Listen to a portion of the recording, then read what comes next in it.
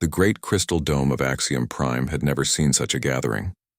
47 different species filled the massive chamber, their voices creating a symphony of clicks, hisses, melodic tones, and electronic buzzes. The air itself seemed thick with tension, as representatives from across the galaxy took their places in the ancient amphitheater. Ambassador Zalathea of the Zephyrian Empire stood at the central podium, her translucent wings catching the light from the chamber's crystalline walls. She was considered one of the most skilled diplomats in known space, her species having negotiated peace treaties for over 3,000 years.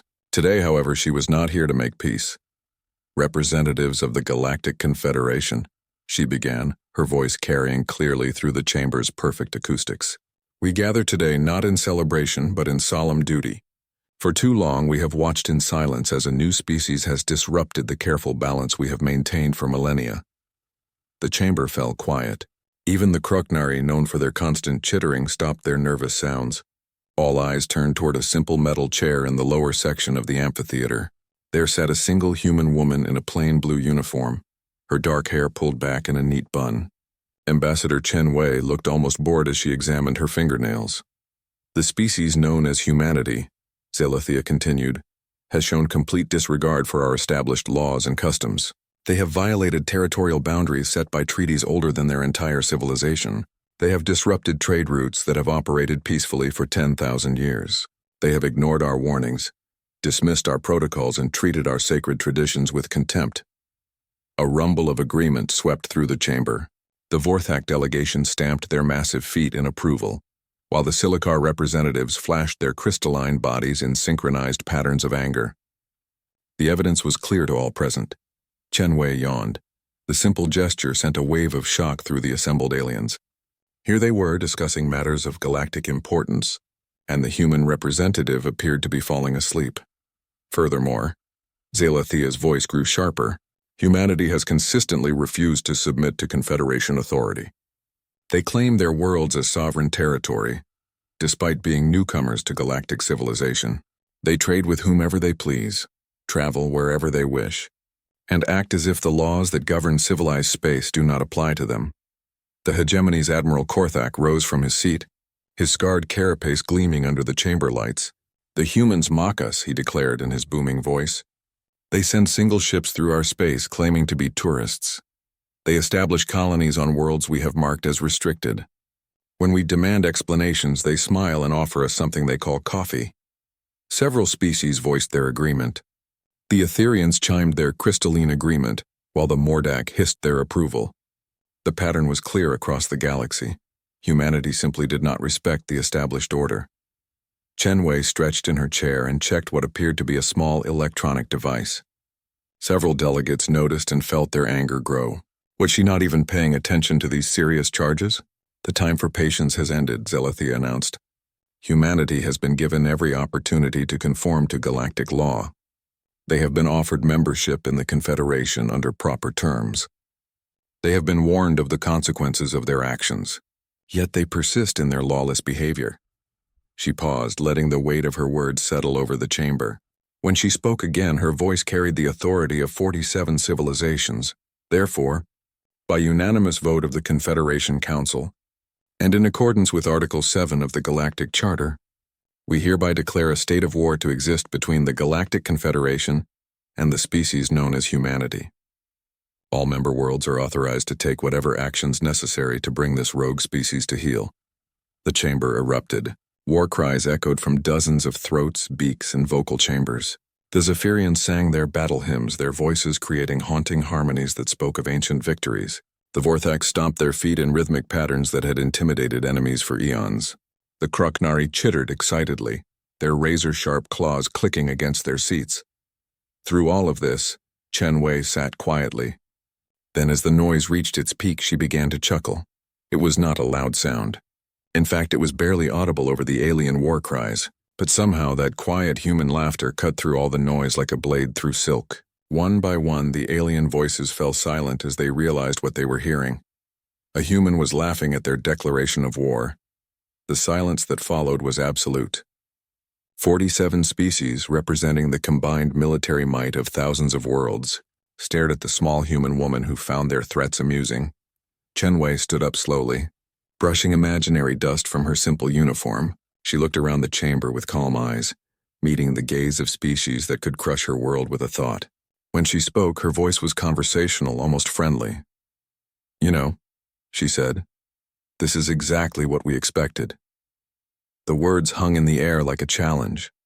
Admiral Korthak stepped forward, his massive frame towering over the human delegation area. "You find our declaration amusing, human?"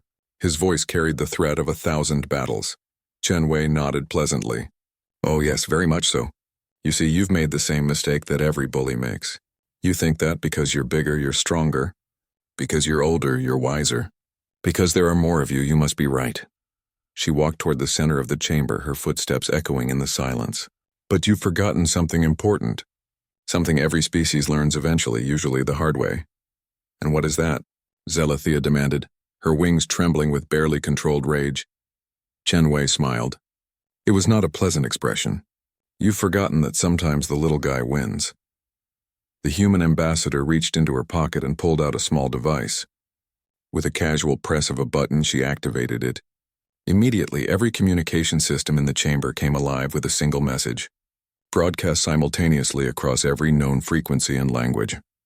"This is Admiral Sarah Chen of the Human Defense Fleet," the voice said calmly. "To all Confederation forces, please be advised that as of today, humanity considers itself at war with your alliance.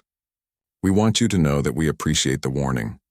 It gives us time to prepare a proper welcome." The message continued as alien delegates stared in shock. "We also want to thank you for gathering your fleets in such convenient locations. It makes our job much easier. To the families of Confederation military personnel, we suggest you tell your loved ones to surrender quickly when they meet us. We prefer to take prisoners when possible." Chen Wei put the device away and looked around the chamber one more time. "You wanted to know humanity's response to your declaration of war," she said simply. "Here it is." She paused at the chamber's exit and turned back to face the stunned aliens. "We'll be waiting." As the human ambassador left the chamber, her footsteps echoing in the silence, 47 species began to realize they might have made a terrible mistake. But it was too late to take back their words. The galaxy had declared war on humanity, and humanity had accepted.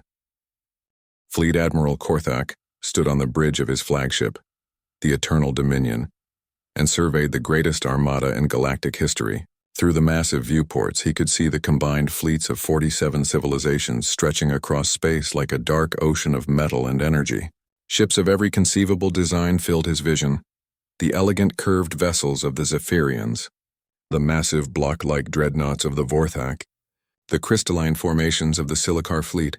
"Status report," he commanded, his scarred carapace reflecting the bridge lights as he turned to his tactical officer.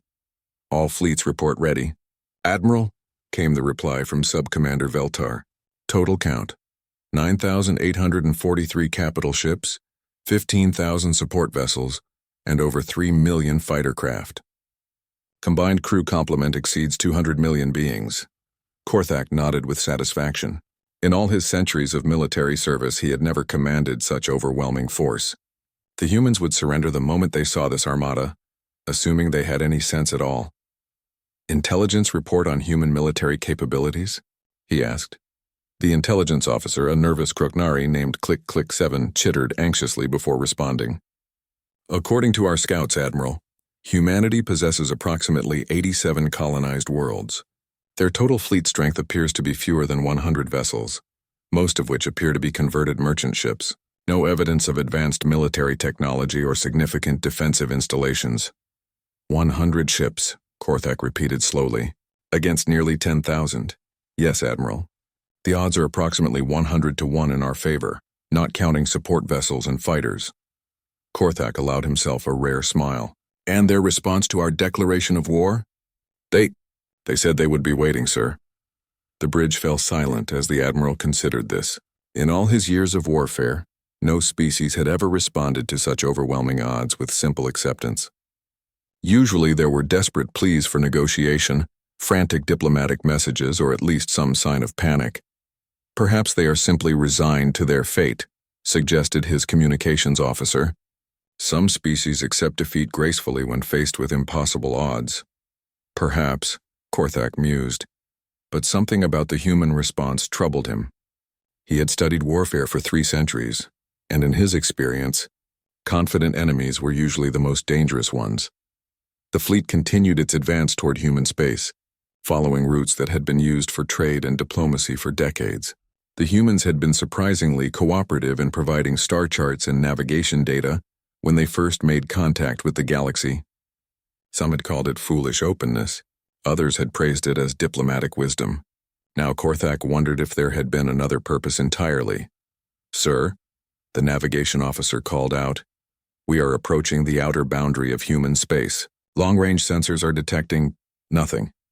Nothing. Korthak moved to the sensor station. "Clarify." The officer, a multi-eyed Zentari, gestured at his displays. "No defensive platforms, Admiral. No minefields. No patrol fleets. The border appears to be completely undefended." Korthak frowned. Even the most primitive species usually established some kind of border defense. "Are you certain? Check for cloaking fields or hidden installations." "Negative, sir. Our sensors would detect any known cloaking technology. There is simply nothing there." The Admiral moved to the main tactical display, which showed the approaching human systems. Sol, their home system, was clearly marked and appeared completely defenseless. No orbital weapons platforms surrounded Earth. No fleet formations protected the inner planets. It was as if humanity had made no preparations for war at all. "Admiral," the communications officer interrupted, "we are receiving a transmission from the human homeworld." On screen, the main display flickered and showed a middle-aged human male in a simple military uniform. Behind him, Korthak could see what appeared to be a standard military command center. Nothing impressive or technologically advanced. "This is Admiral James Harrison of Earth Defense Command," the human said calmly. "I believe you're here about our little disagreement with the Confederation." Korthak stepped forward. "I am Fleet Admiral Korthak of the Hegemony Forces. I command the largest military force ever assembled in galactic history. You will surrender immediately and submit to Confederation authority." The human smiled.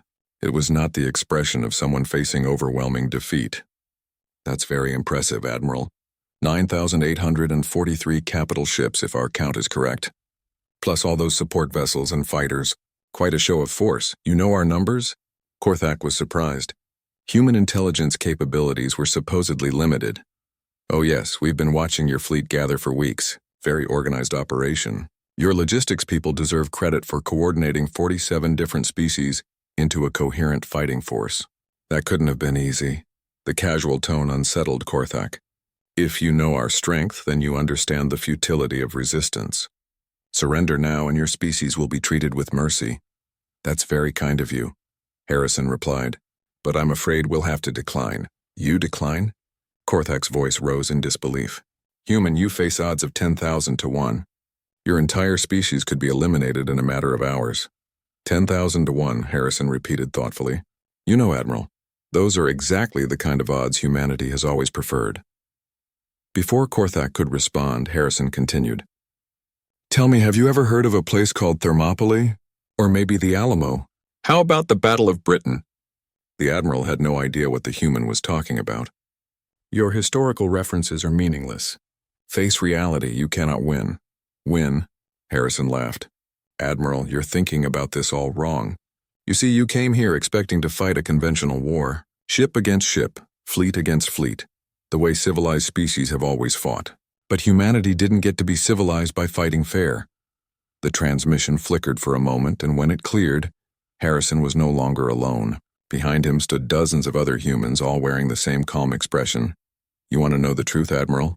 We've been preparing for this war since the day we met the Confederation. Not because we wanted to fight you, but because we knew eventually you would want to fight us. It's what always happens when the old order meets something new." Korthak felt the first stirring of unease. "Preparing how?" "Oh, in lots of ways. We've been very busy these past 50 years. Making friends, learning languages, studying your cultures. Humans are good at making friends, Admiral. Sometimes we make friends with people who don't even realize we're friends yet." The display suddenly split, showing multiple images from across the Confederation fleet. In each image, humans in various uniforms were standing in what appeared to be ship corridors, weapon systems, and command centers. "You see," Harrison continued, "when you've been trading with someone for 50 years, When you've been fixing their ships and selling them supplies. When you've been working alongside them. Well, you learn things. Useful things. Korthak's blood ran cold as he realized what he was seeing. Humans were aboard his ships. Throughout his fleet. In positions where they could access critical systems. Impossible, he whispered. Our security protocols are very good, Harrison agreed. But not perfect. Humans are excellent at finding imperfections. It's one of our most useful talents. Alarms began sounding throughout the bridge as damage reports flooded in from across the fleet. Ships were reporting system failures, power outages, and communication disruptions. But these weren't random malfunctions. They were carefully coordinated sabotage. This is treachery, Korthak roared. This violates every law of civilized warfare. Does it? Harrison asked mildly. I thought you declared war on us. In war, Admiral, the only rule is winning. The transmission ended, leaving Korthak staring at a blank screen as his perfect armada began to fall apart around him. He was learning the first hard lesson about fighting humanity. They had never promised to fight fair. Captain Sarah Martinez had been waiting in the cargo hold of the Zephyrian freighter Gentle Wind for 3 hours when the signal finally came. The small device on her wrist vibrated twice, paused, then vibrated 3 more times. Around the galaxy, thousands of other humans were receiving the same signal at the same moment. It was time. Sarah stood and walked to what appeared to be a maintenance panel near the ship's reactor core. Her fingers moved quickly across the controls, entering a code she had memorized years ago. The panel slid aside, revealing equipment that definitely did not belong on a civilian cargo vessel. Martinez to all units, she spoke quietly into her communicator. Phoenix Protocol is now active. Repeat, Phoenix Protocol is now active. Across the ship, 7 other humans moved into action. They had been part of the Gentle Wind's crew for 2 years, working as engineers, technicians, and cargo handlers. The Zephyrian captain who employed them thought they were simply hardworking immigrants seeking honest jobs. He had no idea his ship was about to become a weapon of war. In the engineering section, Chief Petty Officer Williams began rerouting power from the ship's engines to newly installed systems. The Zephyrians prided themselves on their advanced technology, but they had never learned to look for hidden modifications in their own equipment. Humans had been installing upgrades throughout the galaxy for decades, always with the excuse of improving efficiency or reducing maintenance costs. The modifications were impressive. Williams smiled as he activated weapon systems that technically should not exist. The cargo pods that the ship carried were not filled with agricultural products as the manifest claimed. Instead, they contained enough firepower to cripple a battle cruiser. Engineering to bridge, Williams reported. All systems are green. We have full offensive capability. Similar conversations were taking place on thousands of ships across the galaxy. Human technicians, engineers, traders, and workers were revealing their true nature. The slow, methodical infiltration of galactic society that had taken 50 years was finally showing its purpose. On the bridge of the Gentle Wind, Captain Veluma was frantically trying to understand why his ship's systems were no longer responding to his commands. The human he knew as Sarah Martinez appeared beside him, no longer wearing the simple coveralls of a cargo worker. Instead, she wore the black uniform of human military intelligence. Captain Veluma, she said politely, I need you to sit down and remain calm. Your ship is now under human control. This is piracy. The Zephyrian captain protested, his delicate wings fluttering with agitation. Actually, it's war, Sarah corrected him. Your government declared it, remember? We're just responding appropriately. Veluma stared at her in shock. You were my cargo supervisor. I trusted you. I gave you work when others would not hire humans. And I appreciate that, Sarah said sincerely. You're a good person, Captain. That's why you and your crew will be treated well. But your ship is now part of the human fleet. The Zephyrian looked around his bridge, seeing his familiar crew stations now occupied by humans who had appeared from nowhere. How long have you been planning this? Since the day humanity made first contact with your species, Sarah replied. We learned early that the galaxy operates on very rigid principles. Established powers, fixed territories, unchanging hierarchies. We also learned that eventually those powers would see us as a threat to their stability. She moved to the main display, which now showed tactical information that should have been impossible for a cargo ship to access. So we prepared. We didn't build a fleet to match yours. That would have been impossible and stupid. Instead, we became part of your fleet. Across the galaxy, the same scene was playing out on thousands of vessels. Humans who had spent years earning trust and respect were revealing their true allegiance. Cargo ships became missile platforms. Passenger liners transformed into electronic warfare vessels. Even simple maintenance craft suddenly bristled with weapons that had been hidden in plain sight. Admiral Harrison watched the transformation from Earth's command center, deep beneath the North American mountains. The facility had been built over 30 years ago, disguised as a mining operation. Its true purpose was to coordinate the most ambitious intelligence operation in human history. "Report," he ordered. "Phase 1 complete," his operations officer reported. "We have control of approximately 4,000 vessels throughout Confederation space. Phase 2 is beginning now." Phase 2 was even more ambitious. Throughout the galaxy, human colonies that appeared to be simple farming or mining settlements were revealing their true nature.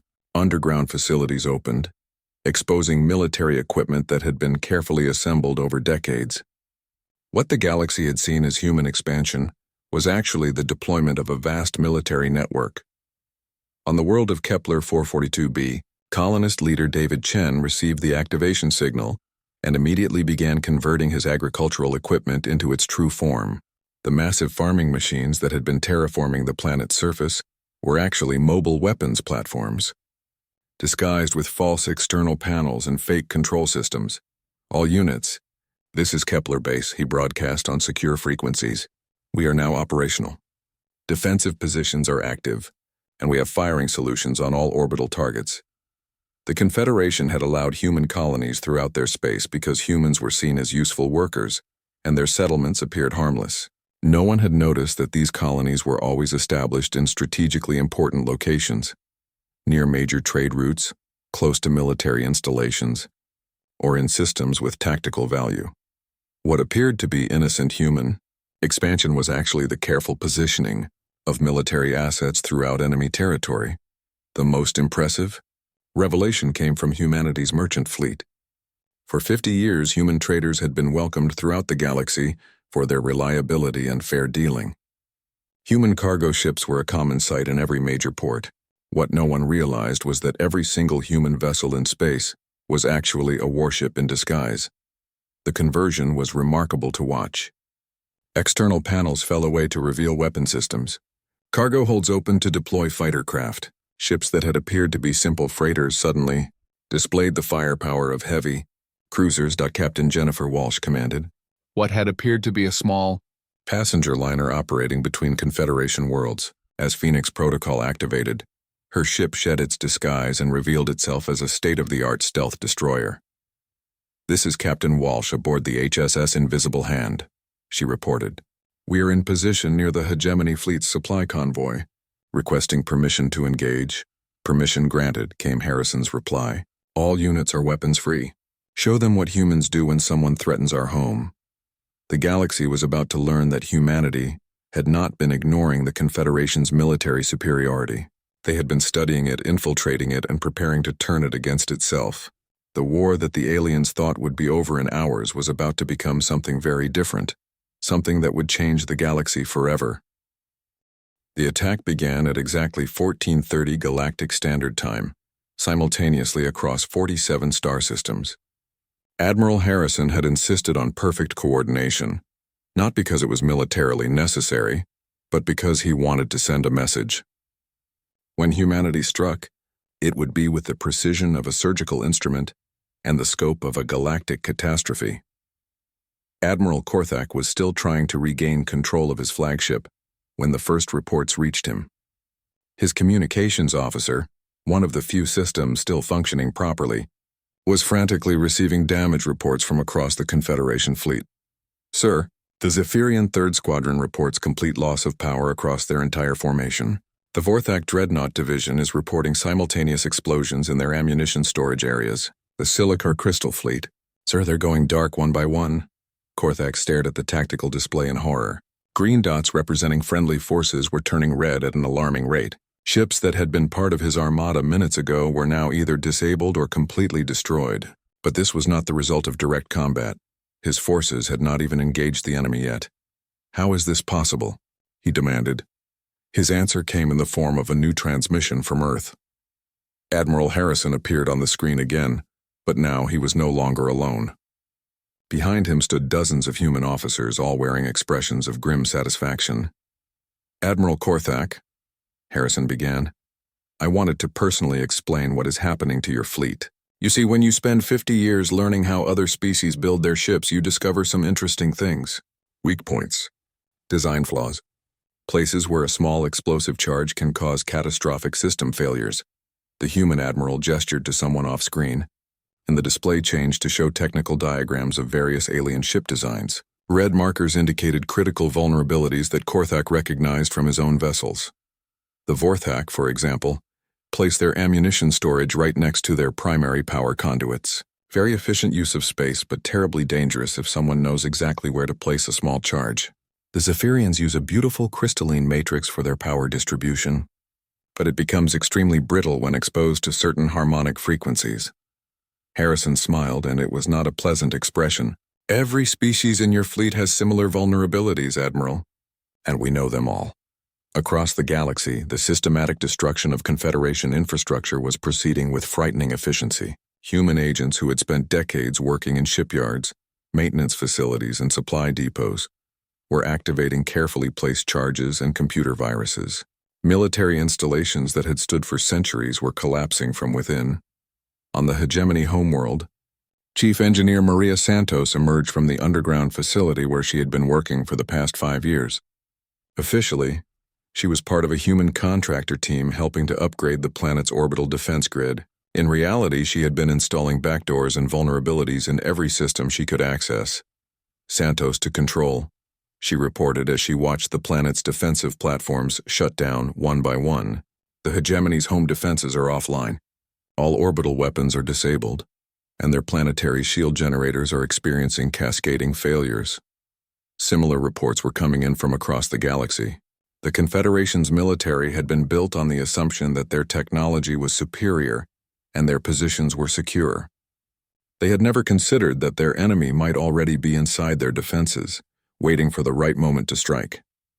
The human strategy was not to engage in direct combat where possible. Instead, they targeted the infrastructure that made galactic civilization possible. Communication networks went silent as human technicians activated hidden programs in the systems they had been maintaining for years. Supply convoys found their navigation systems corrupted, leaving them stranded in empty space. Military academies discovered that their training systems had been compromised, feeding false information to new officers. Captain Jennifer Walsh, commanding the disguised destroyer Invisible Hand, was leading a coordinated strike against one of the Confederation's primary supply hubs. The facility, located in the Rigel system, was responsible for fueling and arming nearly a quarter of the galaxy's military forces. "Approaching target," she reported to her crew. "Remember, we want to disable, not destroy. Dead enemies can't surrender." Her ship, along with 24 other human vessels that had shed their merchant disguises, moved into attack formation. The supply hub's defenders were caught completely off guard. They had been expecting attacks from outside their territory, not from ships that had been regularly visiting their facility for years. "This is Supply Hub Rigel 7, came a panicked transmission. "We are under attack by vessels displaying human identification." "How is this possible?" "These are civilian ships." Walsh activated her ship's external communication system. "Supply Hub Rigel 7. This is Captain Walsh of the Human Space Force. Your facility is now under our control. Order your defensive platforms to stand down and prepare to be boarded. You cannot do this. This is a violation of interstellar law." "Admiral," Walsh replied calmly, "you declared war on us. In war, there are no violations, only victory and defeat. Choose which one you prefer." The hub's commander, a veteran Zentari officer named Zekmoth, found himself facing an impossible choice. His defensive platforms were already being systematically disabled by human infiltrators within his own facility. His supply ships were being captured or destroyed by vessels that should not have existed. The human fleet had appeared from nowhere and was operating with intelligence that should have been impossible to obtain. "How long have you been planning this?" he asked. "Since the day we met you," Walsh replied. "Humans are good at making long-term plans, Admiral." "Very long-term." The systematic nature of the human attack was becoming clear across the galaxy. This was not a desperate counterattack by a cornered species. This was the execution of a plan that had been decades in the making. Every human trader, technician, and diplomat had been gathering intelligence and positioning assets for this moment. On Earth, Admiral Harrison was coordinating the largest military operation in human history from a command center that most of his own species did not know existed. The displays around him showed the real-time status of operations across the entire galaxy, fed by a communication network that humanity had been secretly building for 50 years. Phase 3 is complete, his operations officer reported.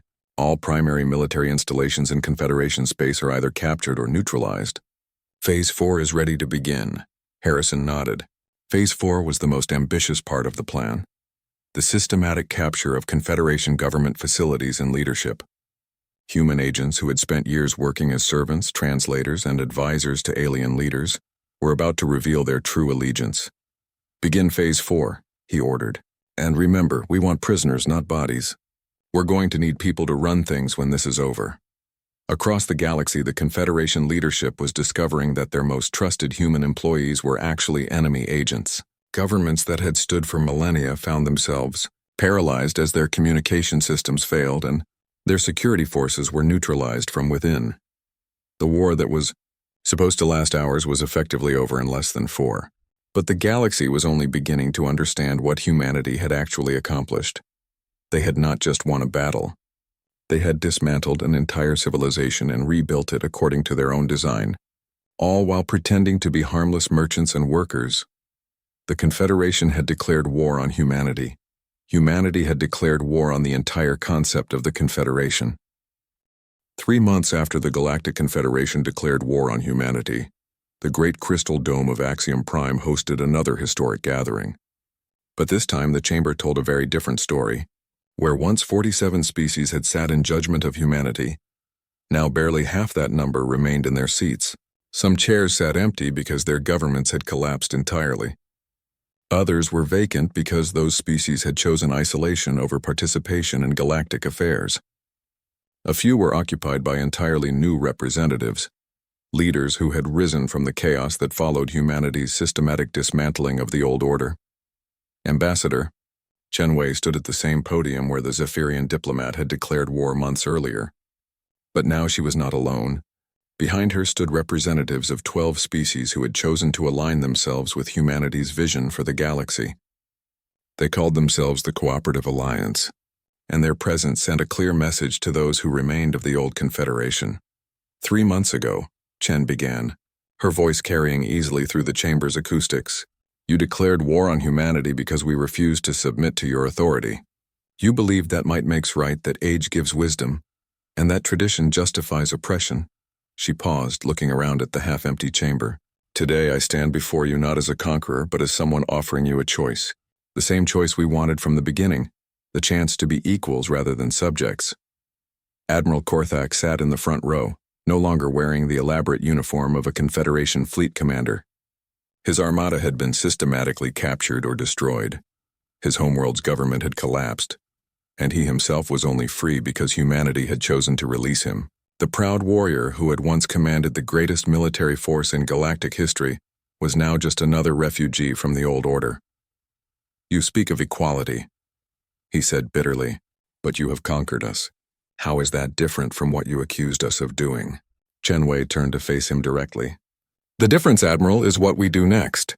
The Confederation conquered species and then ruled them. Humanity conquered a system and then offered to share it. She gestured to the mixed group of beings standing behind her. Every species represented here joined the alliance voluntarily. We didn't threaten them or demand tribute. We simply showed them that there was an alternative to the way things had always been done.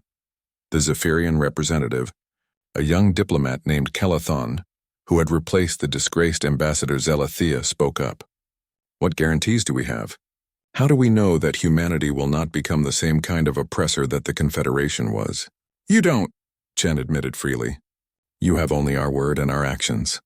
But consider this. We could have enslaved you all. We could have taken your worlds, destroyed your fleets, and forced you into submission. Instead, we're sitting here talking about cooperation. Admiral Harrison, who had been quietly observing from the side of the chamber, stepped forward. If I may, he said, I'd like to explain what humanity actually wants from this galaxy. He activated a holographic display that showed star charts and trade routes. For 50 years, we watched how the Confederation operated. We saw species forced into rigid hierarchies based on military strength and political influence. We saw trade routes controlled by cartels. We saw scientific advancement slowed by bureaucracy and tradition. The display changed to show new configurations, trade networks that connected previously isolated systems, research cooperatives that shared knowledge freely, and defense alliances based on mutual benefit rather than imposed authority. "We don't want to rule the galaxy," Harrison continued. "We want to fix it." The old system was inefficient, corrupt, and stagnant. Species were trapped in roles determined by their first contact with the Confederation, regardless of their actual capabilities or desires. He pointed to specific examples on the display. The Kroknari, for instance, were classified as a primitive warrior race and restricted to military service. But we've discovered they're actually brilliant engineers when given the chance. The Etherians were labeled as religious mystics and ignored, but their understanding of quantum mechanics is centuries ahead of anyone else. Click, click 7. The nervous Kroknari, who had served as an intelligence officer under Korthak, chittered excitedly. "You would allow us to pursue engineering? To build rather than destroy?" "More than allow," Chenwei replied. "We would welcome it. The alliance is based on the idea that every species contributes what they do best, not what they're told they must do." The chamber fell silent as the assembled aliens considered this radical concept. The Confederation had maintained order through rigid hierarchies and fixed roles. The idea that species could choose their own paths was both terrifying and appealing. Subcommander Veltar, who had served on Korthak's flagship, raised a tentative question. "What of those who do not wish to join this alliance? What of species who prefer isolation or who want to maintain their traditional ways?" "Then they're free to do so," Harrison answered. "We're not forcing anyone to join us. If a species wants to isolate itself, that's their choice. If they want to maintain their traditional government and society, they can do that too. The only thing we won't tolerate is aggression against alliance members or attempts to recreate the old oppressive systems." Ambassador Zekmoth, the former supply hub commander who had become a reluctant spokesman for the displaced Confederation leadership, stood up slowly. "And what of justice? What of punishment for those who fought against you?" Chenwei's expression grew serious. "Admiral, thousands of beings died in this war. Ships were destroyed, worlds were damaged, families were broken apart. We all bear responsibility for that, humans included. But dwelling on punishment won't bring back the dead or repair the damage." She gestured to the chamber around them. "Instead, we're offering amnesty to anyone who accepts the new reality and works toward building something better. Your skills and experience are valuable, Admiral. The galaxy needs people who understand logistics, strategy, and leadership. We're not looking to eliminate our former enemies. We're hoping to turn them into partners." The offer hung in the air like a challenge. For species that had built their entire identity around military conquest and political dominance, the idea of cooperation rather than competition was almost incomprehensible. Korthak stood slowly, his massive frame still imposing despite his defeat. "You ask us to trust you based on nothing but promises. How do we know this is not simply a more subtle form of conquest?" Chenwei smiled, and for the first time it was entirely genuine. "Because, Admiral, you're still here to ask that question. If we wanted to conquer you, would we be having this conversation?" She moved closer to the alien commander. "We're not asking for blind trust. We're asking for a chance to prove ourselves, join the alliance, help us build something better, and judge us by our actions rather than our words." The chamber remained quiet as species representatives considered their options. The old Confederation was gone, destroyed not by military might alone but by the revelation that their entire system had been infiltrated and undermined from within. They could choose to cling to the wreckage of the past, or they could help build something new. One by one, species began to stand and declare their willingness to explore membership in the cooperative alliance. Not all of them, some chose isolation. Others remained suspicious, but enough to begin the process of rebuilding galactic civilization along new lines. As the session ended and representatives began filing out of the chamber, Admiral Korthak approached Chenwei. "You realize this will not be easy," he said quietly. "Species will resist change. Old hatreds will persist. There will be those who try to recreate the Confederation or establish their own dominance." Chenwei nodded. "We know. Change is never easy, especially on this scale. But Admiral, Humanity didn't get where we are by taking the easy path. We've learned that sometimes you have to break things before you can fix them. She looked around the chamber one more time. 3 months ago, you declared war on humanity because we wouldn't submit to your authority. Today we're offering you the chance to be our partners instead of our subjects. That's not conquest, Admiral. That's evolution. As the last of the aliens left the chamber, Chen Wei remained behind with her human colleagues. The real work was just beginning. Building a new galactic civilization from the ashes of the old would take decades, perhaps centuries. But for the first time since humanity had ventured into space, they were not alone in the effort. The galaxy had declared war on humanity and lost. But humanity had declared something far more ambitious. They had declared their intention to build a galaxy worth living in, and they had found others willing to help them do it.